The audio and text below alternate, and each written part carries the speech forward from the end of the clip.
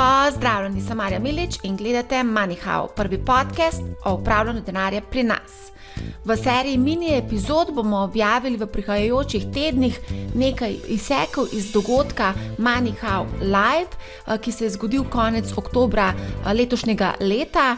Ob tej priložnosti bi seveda vas povabila tudi na nov dogodek MoneyHow Live, ki se bo zgodil naslednje leto in sicer 20. aprila, spet v Kristalni palači. Število mest, kot je bilo tudi zdaj, bo tudi ponovno omejeno. Mislim, da sprejme največ 200 obiskovalcev, tako da vabljeni, da se nam pridružite. Na Discordu sem pa tudi že odprla debato ravno o tem dogodku, ker vas sprašujem, katere goste bi si želeli ponovno slišati, videti, spoznati, tako da vabljeni v to diskusijo. Tudi sicer vas vabim, da se nam pridružite v debatah v številnih kanalih na Discordu. Discord povezavo bomo objavili tudi v opisu epizode, prav tako tudi vabilo na dogodek MoneyHow Live.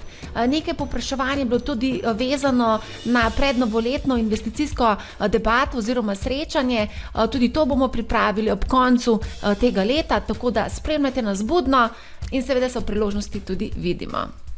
Želim vam prijetno poslušanje. Epizodo lahko poslušate na vseh večjih podcast platformah, prav tako pa si jo lahko pogledate na YouTube kanalu in pa krajše izseke na TikToku. Torej prijetno poslušanje in gledanje. Stanje ni ravno najbolj rožnato, ampak prepričana sem, da je zelo veliko priložnosti in o tem se bomo danes tudi pogovarjali. Na oder vabim Damjan Merlak, izvoli, kar used se zraven mene, ja seveda. Potem Blaž Hribar, član uprave pokojninske družbe A. Blaža ste tudi že imeli večkrat priložnost slišati na podcastu. Andraž Brili, njega ste že spoznali. Evo in Andraž Graha. Tako da najlepša hvala vsem, da ste prišli na dogodek. Zelo sem vesela, da bomo danes lahko klepetali. Se mi zdi, da dostikrat dobimo od mladih ljudi 7% ni zadost. Mi hočemo več. To je zelo, zelo pogosto. 7% donosnost na letni ravni mladim ni zadost, zaradi tega, ker so se malo navadili ali pa razvadili. Kako, sorry, še enkrat? To moraš narediti na dan. Absolutno na dan, ne? Pa minusov našteješ, ne? Ampak to mi je zanimivo. Jaz, ko se srečam z mladimi ljudmi, mi vedno to rečejo, to za nas ni dovolj. In grejo 100% in so investirani v kripto. Kar po drugi strani spet se mi zdi, da je kar precej tvegano, ne?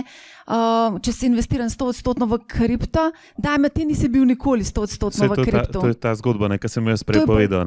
Balkan zgodba. Tudi mi smo bili mladi enkrat. Ja, mi smo dali tudi takrat vse, kar smo imeli, pa še malo smo si sposodili, pa fino je bilo še kakšen lombarden kredit, si lahko hitro dobil. In je bila ta zgodba zelo interesantna in pa smo sedeli v lokalu dopoldne in smo gledali, kako Svojo protein v Beogradu na borzi raste 40% na dan in smo si samo računali, kaj to pomeni čez dobre 3 mesece. In za nas je bila zgodba zaključena in študijom in življenje smo imeli rešene. Zelo lepo je izgledalo nekaj časa. Jaz sem hotela enkrat prav dokumentarc narediti o tem obdobju. Ampak noben hoče o tem govoriti na tak način, kot bi si jaz želela. So pa vrhunske Jaz sem ti iskreno povedal. Evo, zvezda dokumentarca. Izgube so bile zelo boleče in poučne. V bistvu čez to obdobje bi praktično mogel, to je nek tak adolescencija, ne bi mogel tudi čez to obdobje finančnih izgub. In recimo to finančno poimenovanje bi moglo biti v osnovnih šolah in potem bi se mogel še v praksi naučiti, kaj pomeni izguba in kaj ti to pomeni, kaj moraš vse rešiti. Mi smo se zelo veliko, jaz sem se osebno tudi zelo veliko naučil, ker sem vzel lombardni kredit za delnice, ker so pač to rekli, da to pa itak nimaš kaj izgubiti, da tudi če boš vzel 50% svojega portfelja še na kredit, boš praktično, toliko ne more pasti, da ti ne bi mogel tega pokriti, ampak padele pol na Balkanu bistveno več in je bilo treba tudi kredit pol zaprt. Pa zdaj se vprašate, da še kaj poziciji nisi mogel zapreti. Praktično so bile delnice, danes Agrobanka, ki je bila takrat zelo popularna delnica, še danes je propadla in sploh ni likvidna, ne moreš niti prodati. Sploh iz portfelja ne moreš spraviti ven, čeprav te gre na živce, ki ti naredila par 10,000 evrov izgube. Zdaj, ko ti govoriš, kako si ti, takrat leta 2006 kupoval z lombardnim posojilom delnice, jaz ti pa lahko povem, da tudi danes to počnejo ljudje na zelo visokih položajih. Blaž Brodnjak konkretno mi je povedal, on je investiral v NLB delnice, ni imel denarja, zadosti denarja, vzel je kredit in je kupil s kreditom. Imeli smo tudi primer Vizjaka, ne, ministra, ki je kupoval s kreditom delnice Petrola. Tako da to so tudi zdaj primeri. Ampak vse to je klasični margin v bistvu. Ja, v bistvu je margin. Se s tem ni nič narobe. Tudi, če ponovadi to delajo tisti, ki se spoznajo na naložbe, ki jih počnejo. Zdaj, če je to, ne vem, so to kriptovalute, se moraš pač to dobro spoznati, če so to, ne vem, delnice, se moraš to dobro spoznati in tudi vedeti, kako pa kaj delaš. Če so to nepremičnine, lahko jih kupuješ s kreditom, tudi naložbene, ampak moraš poznati trg, moraš to spremljati. Zdaj, če ti tega ne poznaš, boš tako zamudil moment, ko bi mogel izstopati ven, ali pa, ne vem, narediti nek korak nov. Ampak vseeno, še zmeraj imamo cel kup mladih, ki v bistvu zelo na hitro želijo zaslužiti in v bistvu jim pač to 7% ali pa 9% ali pa Nasdaq 15% na letni ravni ni zadost. Ja, temu se reče pohlep, to je čisto lep izraz. In pač pohlep ponavadi nekaj stane. In velikokrat dobimo vprašanje, kaj pa je narobe, če gremo 100% v kripto? Kaj je narobe s tem? Ja, nič, sej, vsaka šola nekaj stane. Če živiš pri mami, pač nimaš kaj izgubiti, še vedno boš imel kosilo. To je ravno to, sej jaz mislim, da veš, all in. Ja, vem, vsake se bi jaz 18 bilo all-in za en večer. Danes imajo več, danes jim starši dajo. Piva pa pico. Ja, danes jim dajo starši in tudi se ne bojijo teh izgub. Pač vedno imajo mama hotel, vedno imajo tam večerjo. Če pa imaš že družino... Ampak počak, dejansko, Damjan, se mi zdi, da tudi dostikrat dobim taka vprašanja, tudi zaradi tebe. Tvoj življenjski slog, ti v bistvu prezentiraš tega mladega človeka, ki je obogatil. Pa jaz sem cel dan doma, pa za računalnikom sedim, večino dni. Ja, to ne vidim. Vidijo pa tiste lepe slikice tvoje. Tvoje lepe slike vidijo. Vsak dan. Pač takrat, ko ni storijev, ki jih na večino dni ni, takrat se meni ne dogaja nič. Kaj pa če, se je objavi nič, tako kot Seinfeld. Okay, zgodba, nič o nič. Ne, hotel sem reči, kripto je dosti ljudi zmešal. Sigurno, to je ta negativna plat tega, zato ker ljudje, ki so se prvič srečali s tem, ne vem, mladi najstniki, so investirali v kripto in takrat, ko vse raste, so vsi geniji. Vseeno, kaj si investiral. Vsak tisto, kar je investiral, je mislil, da je ravno on je zadev. Jaz sem bil pameten, jaz sem to zadev, ampak zdaj, ko so pa vsi izgubili, pa noben se več ne pogovarja o tem. Nikogar več sploh ne srečam, noben nič ne vpraša, noben, kje so avti, kje so lamboti, ne vem. Tega je bilo še 1 leto nazaj noro. Kaj? Draga nafta. Ja. Se ta Lambo zgodba je v bistvu zgodba z Dubaja, ki si rekel, da je tvoj kolega te poklical, jaz sem v salonu kupil. Ja, in takrat je bil Bitcoin 40 000, 50 000, 60 000.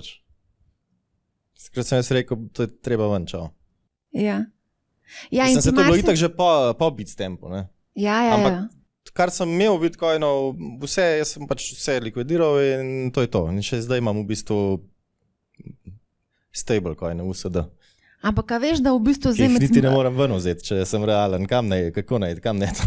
Med Bitcoin maksimalisti nisi več tako zelo priljubljen, kot si mogoče bil pred leti. Mislim, sam si, a veš, ljudje ne marajo nobenega, ki pride pa kvari žurko. Ne? Ja, absolutno. Zdaj, žurka traja, vse raste in zdaj nekdo govori, to ni v redu, to ni riziko, ne veste, kaj delate, zgubili boste. Pa ful si pesimističen, ne? Ja, in pač zato te ne marajo, zdaj tega ne delam več.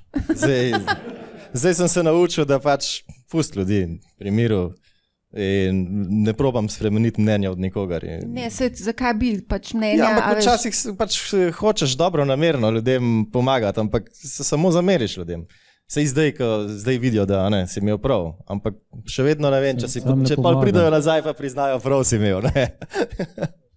A ste zdaj ob kripto čisti, ker je zelo veliko bankrotov bilo v zadnjem času? Ali lahko rečemo, da se dogaja tukaj kaj? Blaž, ti nič ne spremljaš kripto, tebe to čisto vseeno, ne?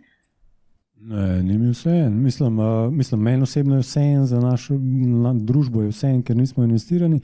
Definitivno pa spremljamo vse, kamor ljudje pač z veseljem vlagajo svoj denar. Ne? In če je nekje pohlep, me to seveda zanima, ne? Ker tam nočem biti. Ne? Če je pa nekje panika, me tudi to zanima, seveda, ne? Ker tam pa bi rad bil. Ne?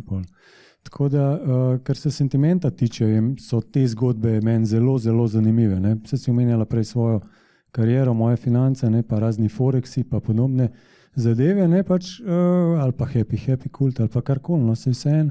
Skratka, ljudje smo zelo nagnjeni k temu, da bi radi na lahek, enostaven način, brez truda, obogateli. In smo zelo dojemljivi za to. In to gre pogosto v neke res ekscese.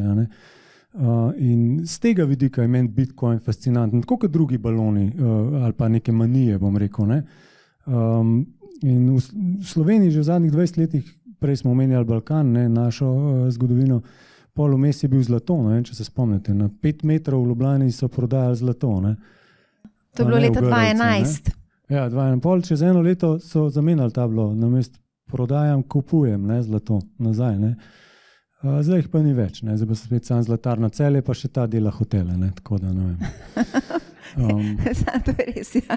Tako da z tega vidika je meni bil Bitcoin res fascinanten, no. Kako čredni nagon, pa čredna psihologija z prve vrste, ne, smo lahko to upozvali. Ne. Bitstamp je bil del te zgodbe v prvi rundi, ki so bili Slovenci popularni. Ne. Jaz se spomnim prav ene finančne konference v Varšavi bila, ne. Sem povedal, skej sem, ne. Vsi Polaki so se okoli mene usedli, so rekli, poznaš Bitstamp? Sem rekel, pojma nimam, ampak ja, so tam, ne, sem s Krana, oni so tudi s Krana.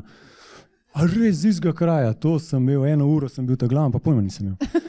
1 uro sem lahko razlagal, ne, že sam za to. Ne. In res je bilo fascinantno. No, in Bitstamp in Bitcoin, vse to v Sloveniji, kljub temu, da pustimo zdaj, kako je kdo zaslužil, ni, ampak Slovenijo je postavil definitivno na zemljevid, ne, svetovni. Ne. In kakorkoli, mogoče, če boste za nazaj gledali moje mnenje o Bitcoinu kot naložbi, ne, tekom manije, ne, nisem bil najbolj naklonjen, ne, ampak bom tako rekel, tisti spomenik, ne, ki je pred sodiščem v Kranju, ne, si pa, bom rekel, skozi čas bi si pa kar rekel, da si ga je zaslužil z vidika reklame za Slovenijo, pa vse ostalo v svetovnem merilu. No. Tako da skozi to sem ga spremljal, ne kot moja prva naložba. Zdaj bo pa še Andraž nekaj povedal o kriptu. Sam hotel sem to reči, malo ironija. Če bi probali danes vrednotiti Bitstamp še vsem, kljub temu, da so vse te kripto pa Coinbase, ko bi rekel, sorodne firme padle, nisem čist prepričan, če ne bi bila tržna kapitalizacija še zmeraj večja kot Krke. Kako danes trg zgleda, ne? Čeprav bi padel za 80%. Ne? Če vzamemo nek Coinbase pa neke diskonte, pa to sem hotel reči, da je to zanimivo, kakorkoli. Tako da impact je imel, kle sem se bolj hotel pridružiti Blažu, ampak lej, kdo ve. Ne? Odlično, a gremo kar naprej na naslednjo točko. Ampak kdo kakšno vprašanje vezano na kripto? Kar pogumno, Ben ne bo nič naredil. Nikola, boš ti kaj vprašal? Pa zihar imaš kakšno vprašanje na lagerju. A čakaj, prihajam, evo, se bom jaz malo sprehodila. Ja, spet za Damjana, ne glede na kripto. Zdaj par zadnjih 3-4 dni smo nekaj začeli malo migati na kripto. Evo nazaj. Ja, in zdaj smo se že tam. Še je upanje. Ja, jaz sem tudi recimo sam stopil noter malo po tem dolgem času, tako da a je to bila bolj posledica tudi tega, kar se dogajalo, ne vem, z dolarjem, pa z dolarjenom, pa vsemi temi iztisi, ali je to mogoče zdaj res, ne vem, začetek malo, ne vem. Ma jaz bi rekel, da je čisto korelacija s splošnim marketom. Tudi S&P se je v zadnjih dneh ful pobral in Bitcoin, pa predvsem Nasdaq je korelacija ful visoka. Tako da praktično, zato jaz že dolgo časa govorim, če kupiš Bitcoin je isto, kot če kupiš tehnološko delnico. Ni nobene bistvene prednosti, ajde, riziko bi lahko pri Bitcoinu bil še kakšen dodaten, ne vem. Mislim, ne, jaz ne bi rekel, da je to zdaj začetek. Zdaj pač, če bi mogel ugibati, sej ne vem, ampak če bi moral ugibati, pa bi rekel, da ne. Ker dokler bo splošen market zelo šibek, si tudi ne predstavljam, da bo kripto rastel. Toliko za danes, kmalu prihaja nova epizoda. Poslušajte Money How, ne bo vam žal in lep pozdrav.